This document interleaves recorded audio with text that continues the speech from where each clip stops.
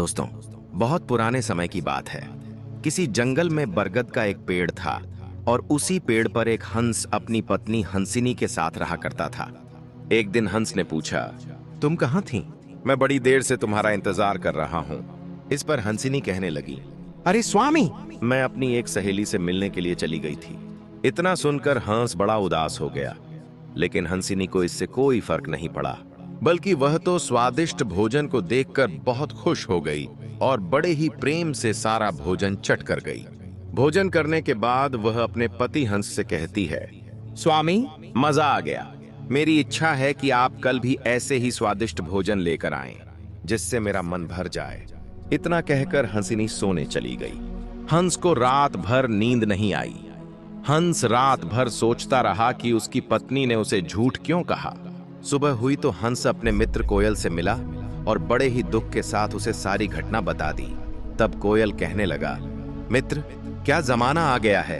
मैं तो सोचता था कि मनुष्य ही अपने स्वार्थ के लिए एक दूसरे को धोखा देता है और अपने चरित्र पर दाग लगाने से पहले एक बार भी नहीं सोचता, लेकिन अब तो ऐसा लगता है कि संसार में कोई भी भरोसे के योग्य नहीं रहा।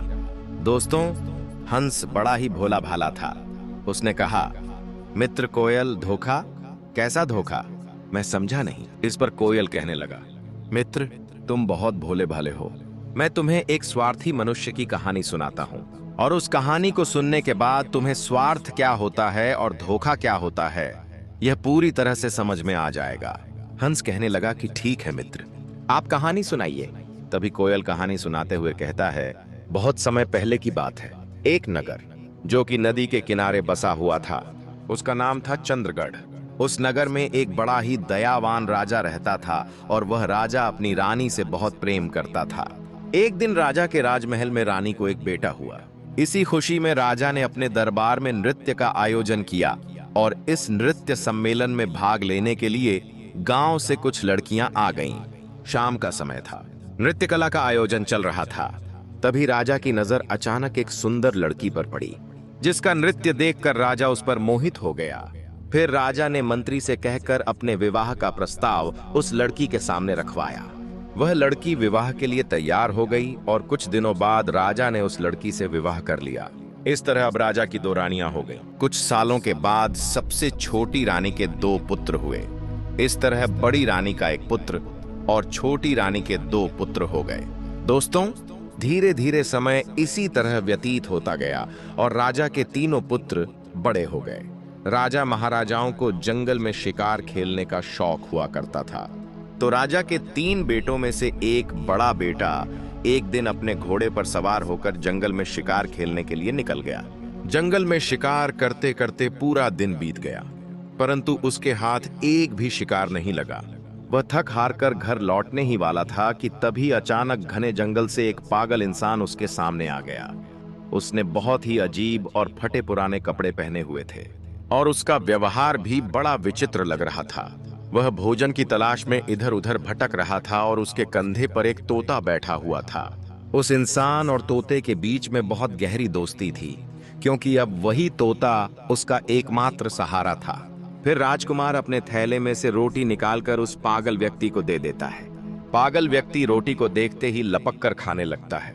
इतने में राजकुमार उस पागल व्यक्ति से पूछता है, आखिर तुम कौन हो और इस घने जंगल में अकेले क्यों भटक रहे हो? तुम्हारा परिवार कहाँ है? इतना सुनते ही उस पागल व्यक्ति के हाथ से रोटी गिर जाती है और उसकी आंखों में आंसू आ जाते हैं। वह फूट फूट कर वहीं रोने लगता है। यह सब देखकर राजकुमार हैरान हो जाता है, आश्चर्यचकित रह जाता है और उस पागल व्यक्ति से कहने लगता है, तुम रो क्यों रहे हो? तभी उस पागल व्यक्ति के कंधे पर बैठा तोता बोल उठता है, मेरे मालिक अपने बेटे के कारण इस स्थिति में जंगल में भटक रहे हैं। फिर राजकुमार पूछता है, आखिर इनके साथ ऐसा क्या हुआ था? तभी वह तोता कहने लगा, पास वाले नगर में एक बड़ी ही सुंदर राजकुमारी रहती है, जिसका पिता एक राजा है और वह अपनी राजकुमारी का विवाह करवाना चाहता है।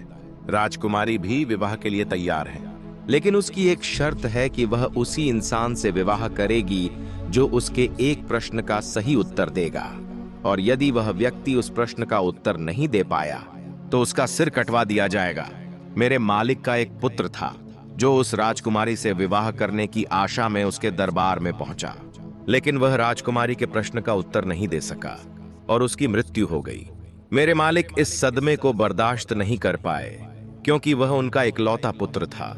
इसी कारण उन्होंने अपना मानसिक संतुलन खो दिया और इस तरह से वे जंगल में भटकने लगे। इतनी बात होते ही वह व्यक्ति वहां से चला जाता है और यह सारी बात सुनकर राजकुमार के दिल और दिमाग में उस राजकुमारी वाली बात गहराई से बैठ जाती है। महल की ओर लौटते समय भी पूरे रास्ते वह उसी राजकुमारी के ख्यालों में खोया हुआ था। राजकुमार के दिमाग में बस यही चल रहा था। जब वह घर लौट कर आया तो रात्रि में लेटकर आराम तो कर लिया, लेकिन सुबह भी वह उसी राजकुमारी के ख्यालों में डूबा हुआ था। अब राजकुमार से रहा नहीं गया और वह अति शीघ्र अपना घोड़ा निकालकर उस राजकुमारी के महल की ओर चल पड़ा। दोस्तों, राजकुमार को बाहर जाते हुए देखकर उसके माता पिता ने जब उससे पूछा, बेटा तुम कहां जा रहे हो? तब राजकुमार ने कहा, हमारे पड़ोसी नगर में एक राजकुमारी रहती है जो विवाह करना चाहती है, परंतु उस राजकुमारी की एक शर्त है कि वह उसी से विवाह करेगी जो उसके प्रश्न का सही उत्तर देगा, और जो उसके प्रश्न का उत्तर नहीं दे पाएगा उसका वह सिर कटवा देती है। अब तक उस राजकुमारी के चक्कर में कई लोग मारे जा चुके थे। यह सुनकर राजकुमार के माता पिता बहुत चिंतित हो गए और उन्होंने उसे रोकने की भरसक कोशिश की, परंतु राजकुमार के दिमाग में तो केवल वही राजकुमारी और उसका प्रश्न बसा हुआ था। इसलिए वह अपने माता पिता की बात नहीं मानता और उसी राजकुमारी की तलाश में वहां से निकल पड़ता है। जब वह महल की ओर बढ़ता है और राजकुमारी के महल में पहुंचता है तो वहां उसने राजकुमारी को देखा। वह राजकुमारी परम सुंदरी थी और राजकुमार उसकी रूप राशि को देखकर मंत्रमुग्ध हो गया। वह बस उसे देखता ही रह गया। फिर उसने राजकुमारी के पास जाकर अपने आने का कारण बताया और विवाह का प्रस्ताव रख दिया।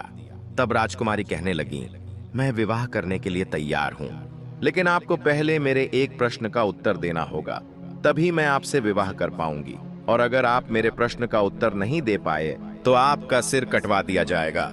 राजकुमार ने इस शर्त को बड़ी सहजता से स्वीकार कर लिया, क्योंकि अब उसके मन में केवल वही राजकुमारी बस चुकी थी। उसने कहा, राजकुमारी आप पूछिए, आपका क्या प्रश्न है? मैं उत्तर देने के लिए पूरी तरह तैयार हूं। फिर राजकुमारी ने वही प्रश्न पूछा जो वह अब तक कई लोगों से पूछती आ रही थी। जब राजकुमार ने प्रश्न सुना तो वह हैरान रह गया। उसे उस प्रश्न का कोई उत्तर नहीं सूझा, और जब वह उसका उत्तर नहीं दे पाया तो उसका सिर कटवा दिया गया। दोस्तों, आखिर ऐसा कौन सा प्रश्न था जो राजकुमारी हर व्यक्ति से पूछती थी, लेकिन कोई भी उसका उत्तर नहीं दे पाता था, जिसका जवाब आज तक कोई नहीं दे सका था?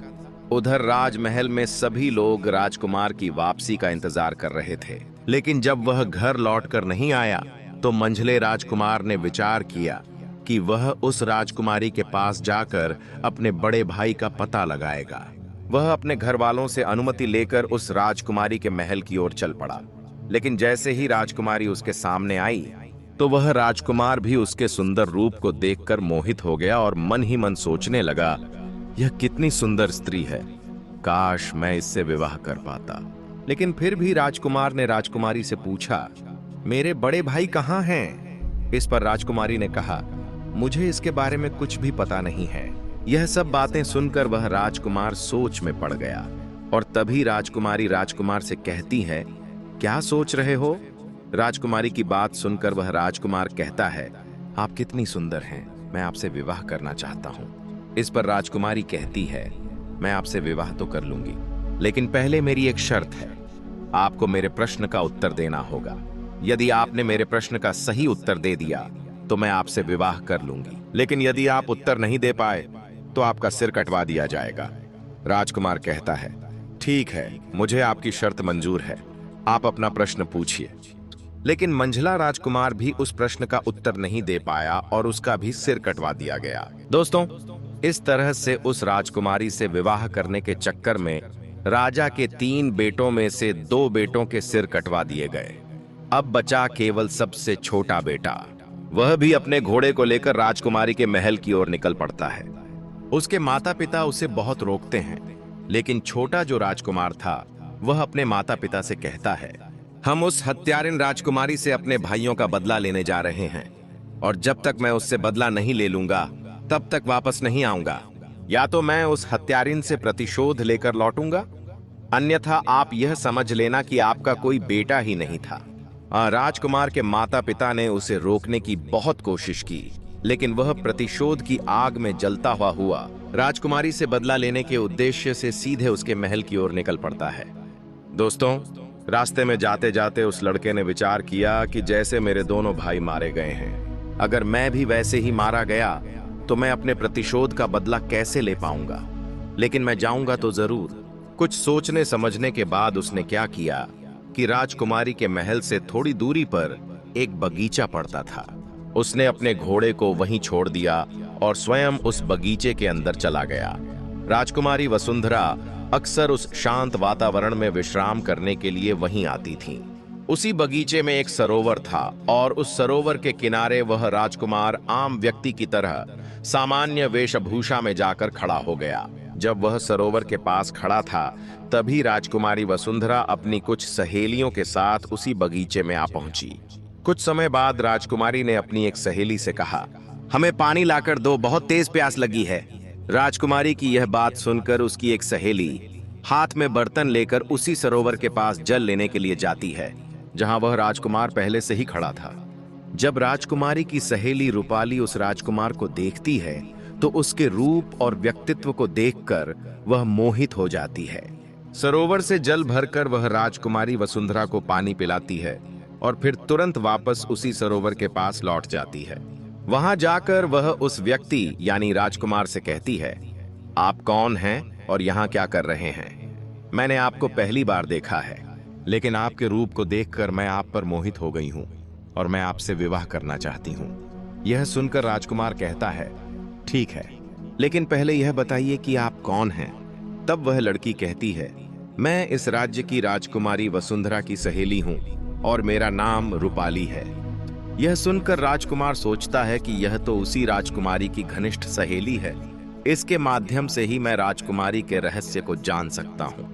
फिर वह राजकुमार चतुराई से राजकुमारी की सहेली रूपाली के साथ उसके घर चला जाता है। रूपाली अपने आंगन में चारपाई बिछाकर उस राजकुमार को बैठा देती है और प्रेम पूर्वक उसके साथ भोजन करवाती है।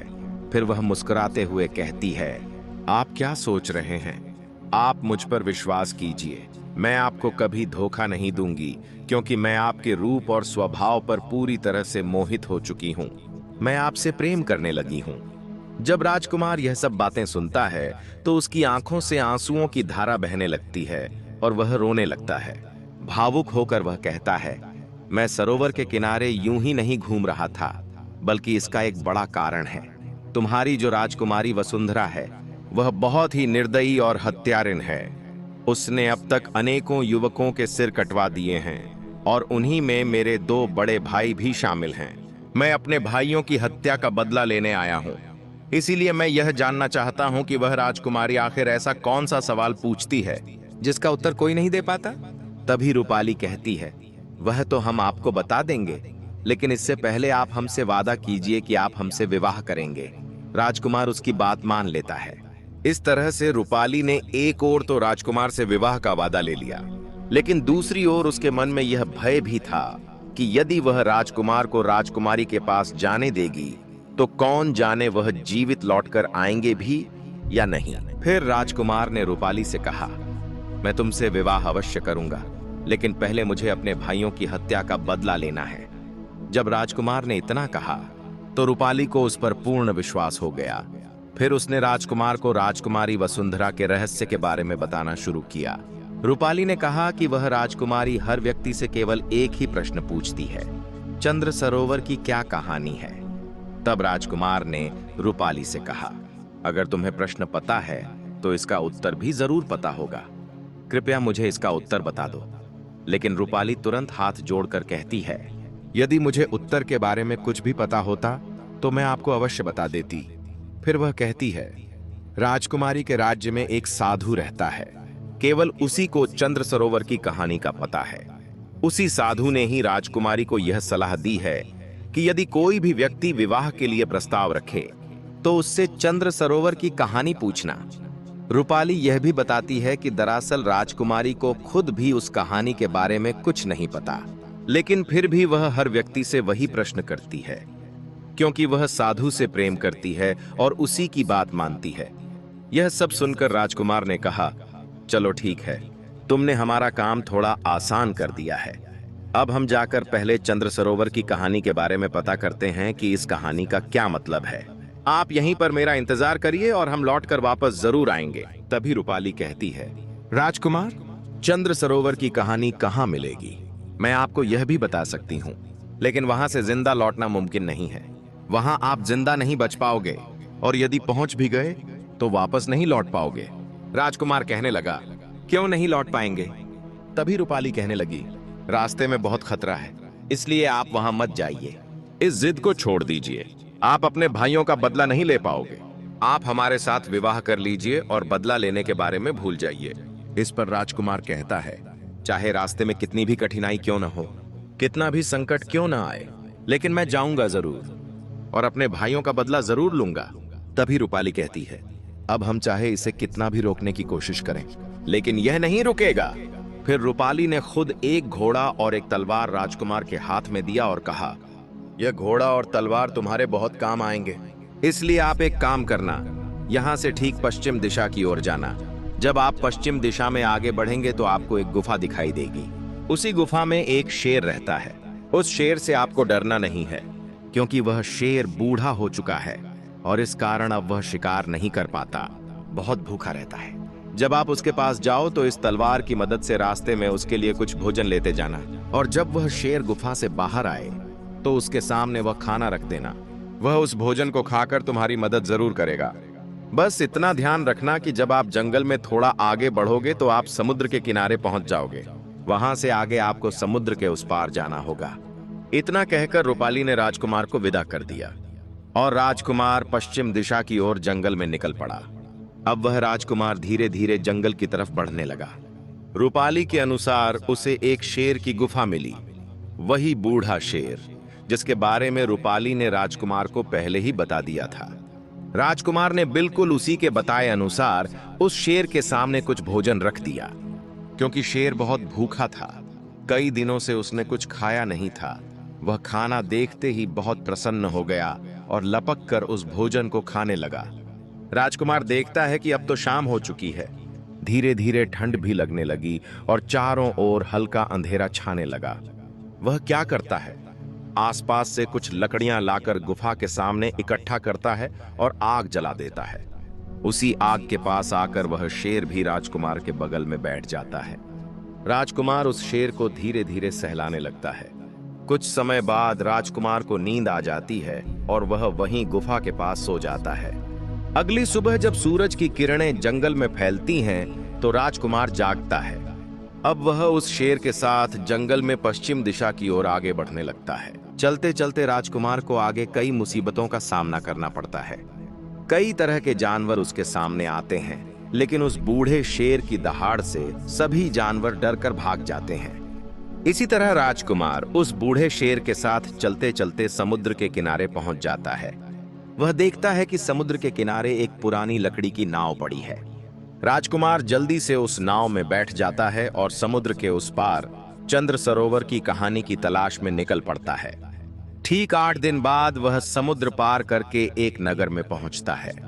नगर में पहुंचने के बाद राजकुमार चंद्र सरोवर की कहानी की तलाश में इधर उधर भटकने लगता है। देखते ही देखते वह एक सुंदर राज्य में पहुंच जाता है, और जिस राज्य में वह पहुंचा उस राज्य के राजा का नाम था सरोवर। दोस्तों, वहां पर पहुंचकर राजकुमार देखता है कि उस राजा के राज्य में प्रतिदिन नृत्य कला होती थी और वहां पर कई लोग आया करते थे। संगीत बजता था, सभा में चारों ओर आनंद का माहौल छा जाता था। राजकुमार भी उन्हीं लोगों के बीच में जाकर बैठ गया।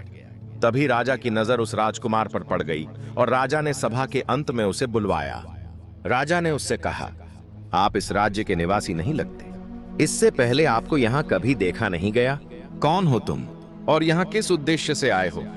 राजकुमार को तो चंद्र सरोवर की कहानी जाननी थी और उसे अच्छी तरह से पता था कि इस कहानी के बारे में सरोवर नाम के राजा को जरूर जानकारी होगी। इसीलिए राजकुमार उस राजा से कहता है, महाराज, मैं एक गीत आपको सुनाना चाहता हूँ। राजकुमार की बात सुनकर राजा कहते हैं, ठीक है, यदि आपको कोई गीत याद है तो आप अवश्य सुनाइए। राजकुमार गीत गाने लगता है।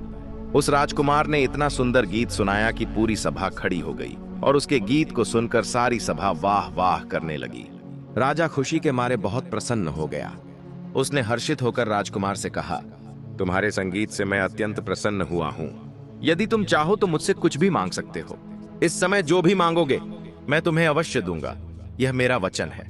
फिर राजकुमार मुस्कुराते हुए कहने लगा, महाराज, कहीं ऐसा ना हो कि मैं कुछ मांग बैठूं और आप अपनी कही हुई बात से मुकर जाएं, इसलिए आप रहने दीजिए।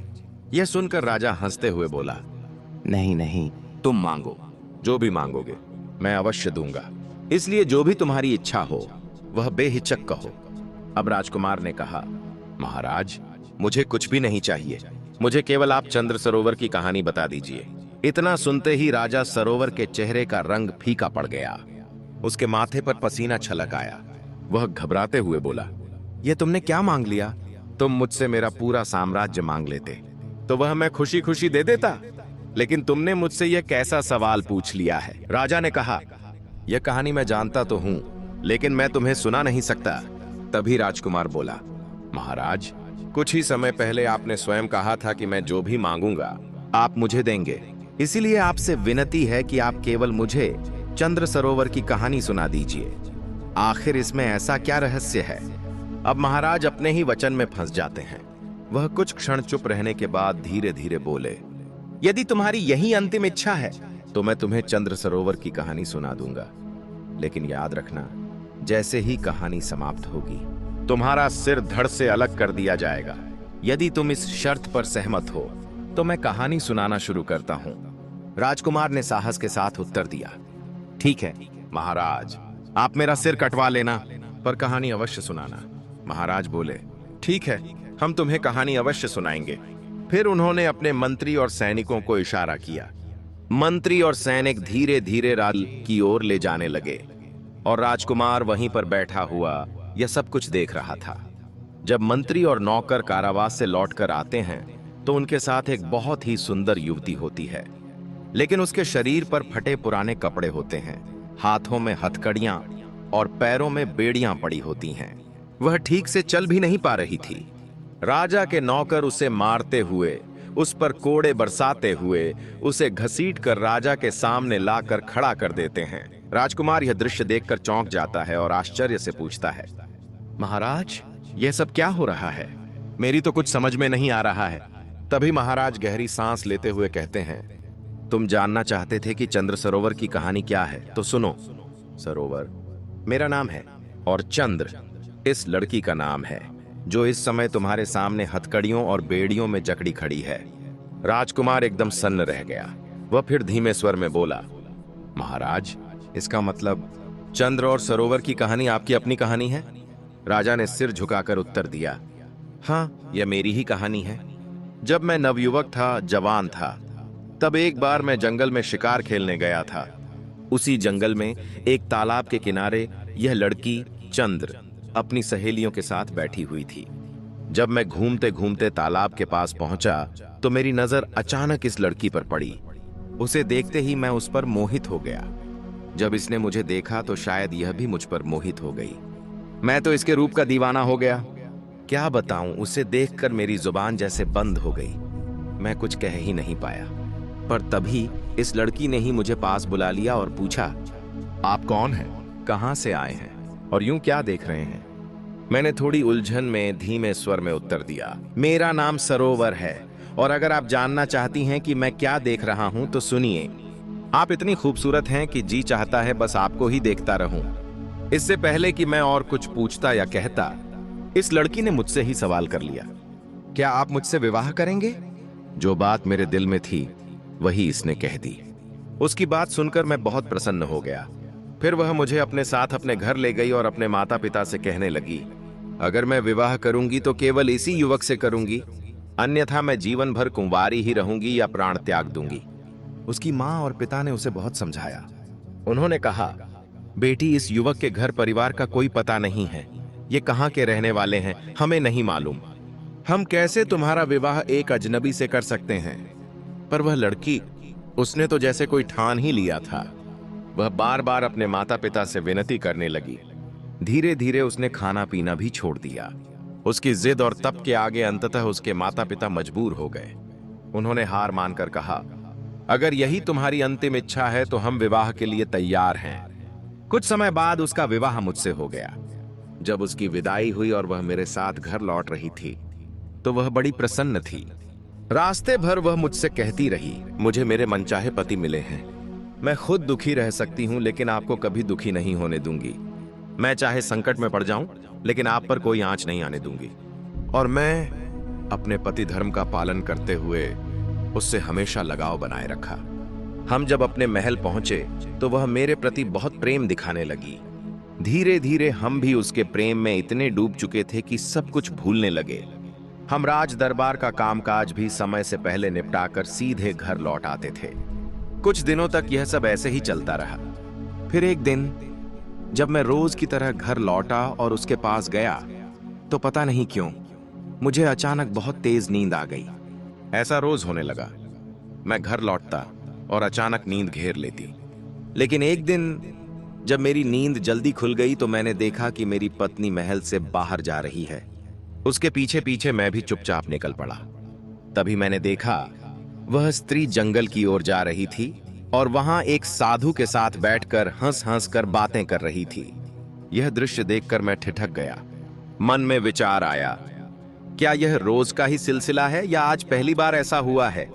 मैं बिना कुछ बोले चुपचाप वहां से वापस महल लौट आया। इतना कहते ही राजकुमार बेचैन हो उठा और बोला, आगे क्या हुआ महाराज? तभी महाराज ने राजकुमार से कहा, उस दिन मेरा पूरा दिन उसी के बारे में सोचते सोचते निकल गया। दूसरे दिन भी मैं उन्हीं ख्यालों में डूबा रहा और कब शाम हो गई पता ही नहीं चला। शाम के समय उसने मुझे भोजन बना कर दिया, लेकिन उस दिन मैंने जानबूझकर वह भोजन नहीं खाया। मैंने निश्चय कर लिया था कि आज चाहे कुछ भी हो जाए मैं सोऊंगा नहीं। रात को मैं उससे बातें करता रहा। जब देर रात हो गई तब उस स्त्री ने मुझसे कहा, प्रियवर अब बहुत देर हो चुकी है, कृपया सो जाइए। तब मैंने सोने का नाटक किया, आंखें बंद कर लीं, लेकिन भीतर से पूरी तरह जाग रहा था। जैसे ही उसे यकीन हुआ कि मैं सो गया हूं, वह चुपचाप महल से बाहर निकल गई। मैं भी उसके पीछे पीछे गया और जो देखा उसने मेरी आत्मा हिला दी। वह स्त्री उसी साधु के पास पहुंची थी।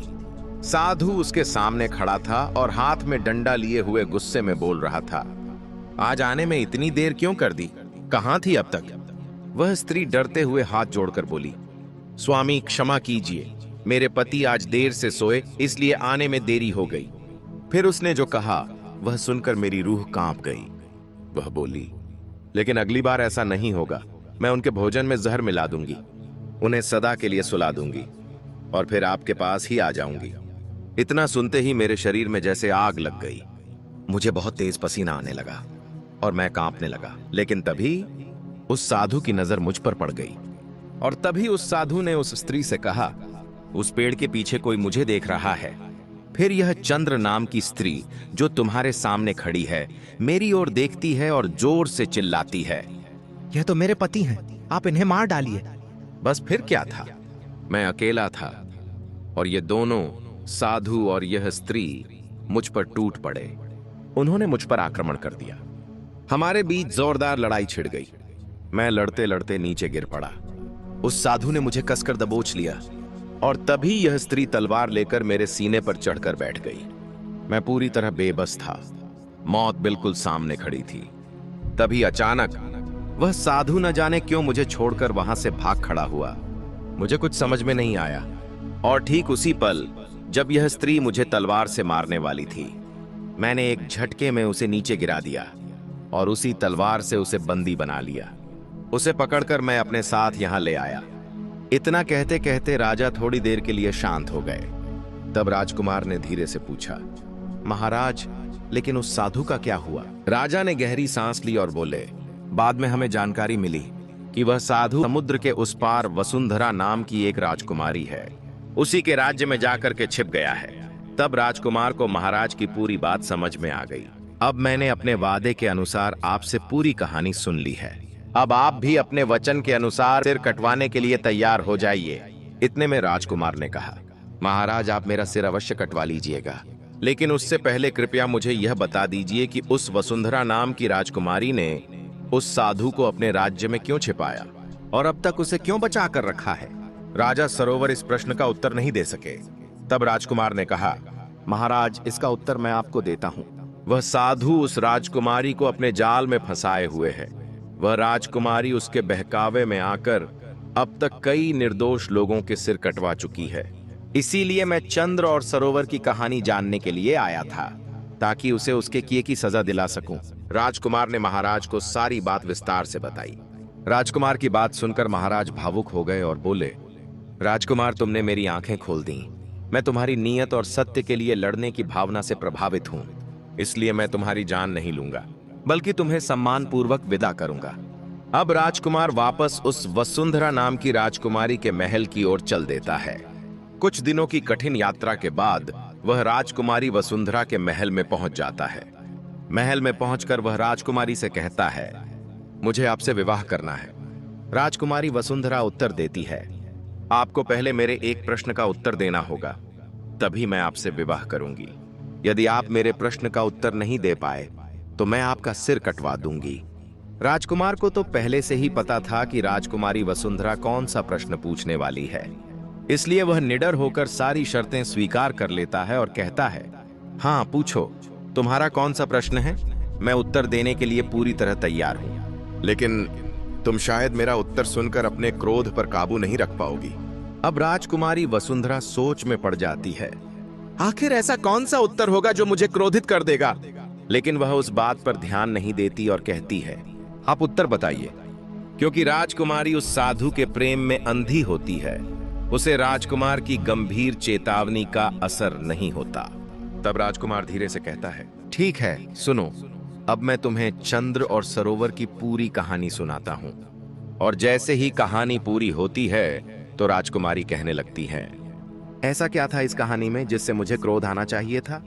राजकुमार बोला, जिस साधु के प्रेम में तुम अंधी हो चुकी हो, वही साधु जिसने महाराज सरोवर के साथ विश्वासघात किया था, वह वहां से भागकर समुद्र के इस पार तुम्हारे राज्य में आकर छिप गया है। यह सुनकर राजकुमारी वसुंधरा को विश्वास नहीं होता। वह तुरंत राजमहल से निकल जाती है और अपने राज्य में उस साधु के स्थान पर पहुंचती है।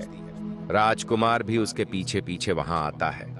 जब वे वहां पहुंचते हैं तो राजकुमारी वसुंधरा सीधे उस साधु से पूछती है, तुम कौन हो? साधु घबरा जाता है और कुछ भी उत्तर नहीं दे पाता। अब राजकुमारी वसुंधरा को पूरा विश्वास हो जाता है कि यह वही साधु है जिसने महाराज सरोवर को धोखा दिया था। अब राजकुमारी वसुंधरा क्रोध से कांपती हुई उस साधु से कहती है, तुम्हारे चक्कर में कई लोगों का सिर कटवाया गया। राजकुमारी वसुंधरा ने कठोर स्वर में कहा, तुमने खुद उन सभी लोगों को जंगल में ले जाकर उनका सिर काटा है। अब तुम्हें भी उसी अपराध की सजा मिलेगी। तुम्हारा भी सिर इस राज्य की प्रजा के सामने कटवाया जाएगा। इतने में वह साधु कांपते हुए कहने लगा, राजकुमारी जी, कृपा कीजिए, मुझे क्षमा कर दीजिए। मैंने किसी की जान नहीं ली है। वे सभी लोग आज भी जीवित हैं। तभी साथ खड़ा राजकुमार आगे आया और गंभीर स्वर में बोला, यदि वे लोग जीवित हैं तो हमें बताओ वे कहां हैं, जल्दी बताओ। साधु डर के मारे कांपने लगा और बोला, मैं आपको उनके पास ले चलता हूं। फिर वह साधु राजकुमारी वसुंधरा और राजकुमार को एक निर्जन स्थान पर ले गया, जहां उसने सभी लोगों को कैद करके रखा था। वह वास्तव में एक कपटी तस्कर था और उन लोगों को बेचने की योजना बना रहा था। राजकुमार ने तुरंत उन सभी कैदियों को मुक्त कराया। उसी स्थान पर उसके दोनों बड़े भाई भी जीवित अवस्था में मिल गए। राजकुमार ने उन्हें गले लगाकर भावुक स्वर में कहा, भैया, आप दोनों को फिर से देखकर मेरा जीवन सफल हो गया। उसके बाद राजकुमार ने राजकुमारी वसुंधरा की एक सहेली की ओर मुड़कर कहा, आपका बहुत बहुत धन्यवाद, और आप ही के कारण मैं अपने भाइयों से मिल पाया हूं। मुझे तो लग रहा था कि मेरे दोनों बड़े भाई कब के मर चुके होंगे। राजकुमार भावुक स्वर में बोले। इसके बाद उन्होंने राजकुमारी वसुंधरा की ओर देखकर कहा, जीवन में कभी भी किसी इंसान पर अंधा विश्वास नहीं करना चाहिए जब तक कि उसके बारे में पूरी जानकारी न हो, क्योंकि अधिकतर लोगों के भीतर कोई न कोई स्वार्थ छिपा होता है और उसे पूरा करने के लिए वे किसी भी हद तक जा सकते हैं। राजकुमार की बातें सुनकर राजकुमारी वसुंधरा की आंखें भी भर आईं। उसने चुपचाप सिर झुका लिया, जैसे उसे अपने व्यवहार पर ग्लानि हो रही हो। इतना कहकर राजकुमार ने अपने दोनों भाइयों और वसुंधरा की उस सहेली को साथ लिया और वहां से अपने राज्य की ओर लौट गए। दोस्तों, इस तरह से कहानी के अंत तक पहुंचते हुए कोयल हंस से कहता है, मित्र, जब कोई मनुष्य या प्राणी अपने स्वार्थ को छुपाकर दूसरों से मेलजोल बढ़ाता है तो वह अपने ही लोगों को धोखा देकर अपना मतलब निकालता है और उसके साथ रहने वालों को इसकी भनक तक नहीं लगती। दोस्तों, इस कहानी चंद्र और सरोवर से हमें एक बहुत महत्वपूर्ण शिक्षा मिलती है। हमें कभी भी किसी पर आंख मूंद कर भरोसा नहीं करना चाहिए। बिना उस व्यक्ति को समझे उसकी बातों में आकर अपनों के साथ विश्वासघात नहीं करना चाहिए, ना ही किसी की भावनाओं से खेलना चाहिए। तो दोस्तों, आपको यह कहानी कैसी लगी? एक प्यारा सा कमेंट करके जरूर बताइए। अगर यह वीडियो आपको अच्छा लगा हो तो लाइक जरूर कीजिए, अपने दोस्तों के साथ शेयर कीजिए और चैनल को सब्सक्राइब करने की कृपा जरूर करें। जय माता दी।